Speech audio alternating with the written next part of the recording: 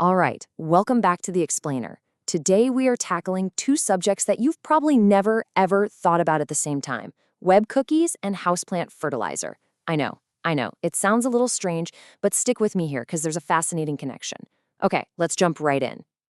So, right off the bat, here's the big question.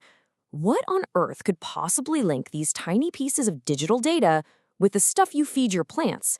Well, the answer is all about how we manage the invisible helpers that shape our worlds, both online and off. So here's our game plan. We're going to start by looking at how we nourish our digital lives. Then we'll switch over to how we feed our green friends.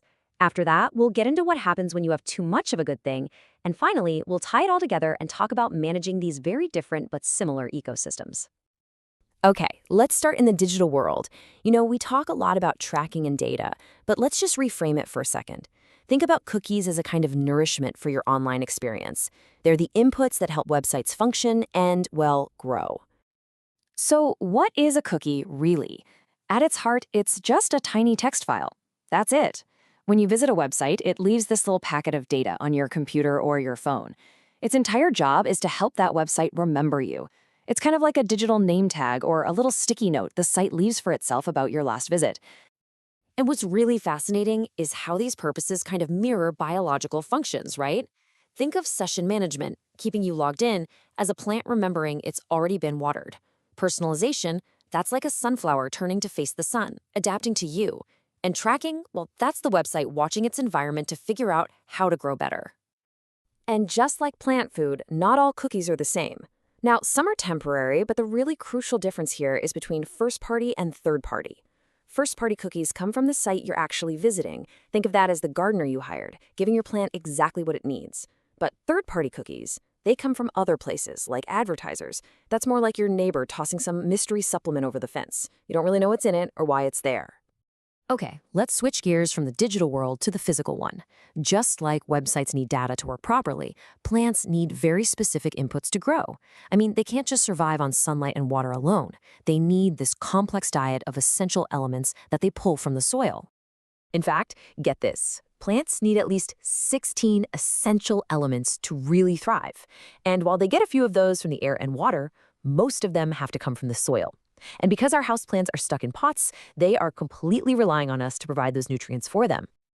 Of those 16 elements, these are the big three, the main macronutrients. And we can even think about them in digital terms. Nitrogen, that's like the user interface, the lush green leaves that everyone sees. Phosphorus is the back end. It's powering the important stuff like roots and flowers. And potassium?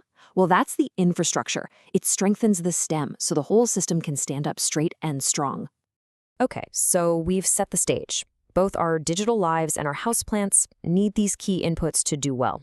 But what happens when you get too much of a good thing? This is where taking control, where mindful management becomes absolutely critical in both of these ecosystems. For a plant, the signs of too much nourishment are pretty clear. You can physically see them. You might notice the tips of the leaves turning brown or a white crust of salt building up on the pot. And here's the ironic part. A plant can actually start wilting not from too little water, but because all that extra fertilizer is burning its roots, preventing it from drinking at all. Now look at the digital version of that. The symptoms are different, but the root cause is exactly the same. Too many inputs. You start getting bombarded with those creepily specific ads, your browser might feel slow and sluggish from all the tracking scripts running, and you start to have some serious concerns about who's collecting all this data on you. It is literally digital over-fertilization. So, the big question is, how do we fix this? For our plants, it's all about being intentional. You only want to fertilize when the plant is actually growing. You always want to apply it to moist soil to protect the roots. And maybe the most important thing of all, read the label. More is not better. And for our digital gardens, the steps are just as straightforward. You just have to go into your browser settings and find your cookie controls.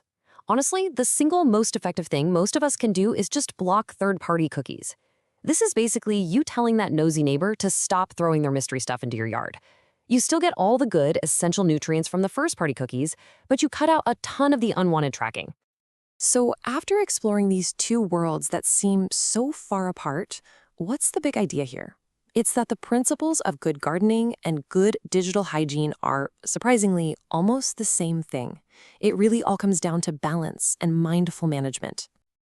I mean, this quote from the Yukon Home and Garden Education Center really just says it all, doesn't it? They're talking about fertilizer, of course, but that exact same advice applies perfectly to our digital lives. Excess data collection, just like excess nutrients, can cause real harm to the health of the whole system. And ultimately, that's the connection.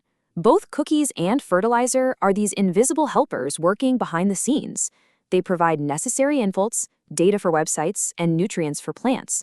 But without us actively and mindfully managing them, these helpful tools can become harmful, cluttering up our digital spaces and damaging our green ones. And that brings us to the final thought I want to leave you with. This whole principle of managing the invisible inputs, it doesn't just stop here. So the real question is, what other invisible helpers are shaping your daily life, and could they benefit from a little more mindful gardening?